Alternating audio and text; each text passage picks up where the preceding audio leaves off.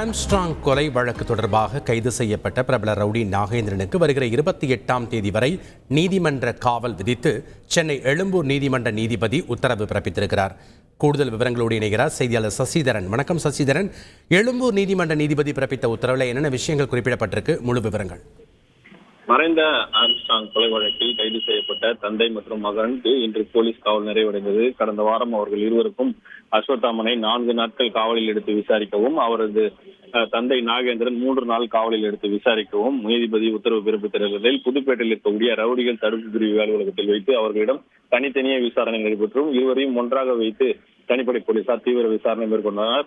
இதில் பல திடுக்கிடும் தகவலும் வெளியாகி இருந்தது.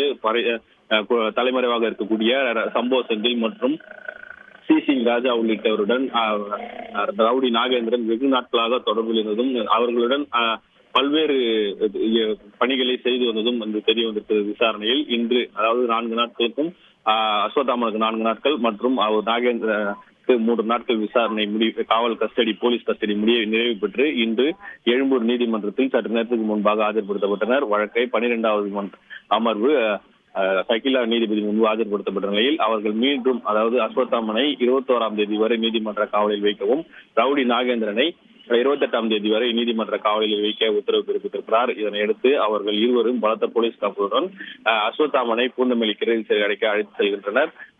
நாகேந்திரனை வேலூர் மத்திய சிறையில் ஏற்கனவே இருந்த காரணத்தினால் அங்கு அழைத்து செல்கிறார்கள். வேலூர் மத்திய சிறையில் தனக்கு உடல்நலம் பாதிக்கப்பட்டிருப்பதை கருத்தில் கொண்டு அங்கிருந்து அதிக அளவில் பயணிக்க முடியவில்லை எனவும், அருகில் இருக்கக்கூடிய சிறையில், அதாவது புழல் மத்திய சிறையில் மாற்ற கோரி அவர் நீதிபதி முன்பு கோரிக்கை வைத்ததாகவும், கோரிக்கை பரிசீலனை செய்யப்படும் என நீதிபதி அவரிடம் தெரிவித்திருப்பதாகவும் தகவல் வெளியாகி இருக்கிறது.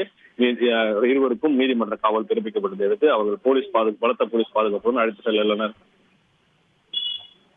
நன்றி சசிதரன், உங்களுடைய தகவல்களுக்கு. செய்திகளை உடனுக்குடன் தெரிந்து கொள்ள உடனே சப்ஸ்கிரைப் பண்ணுங்க.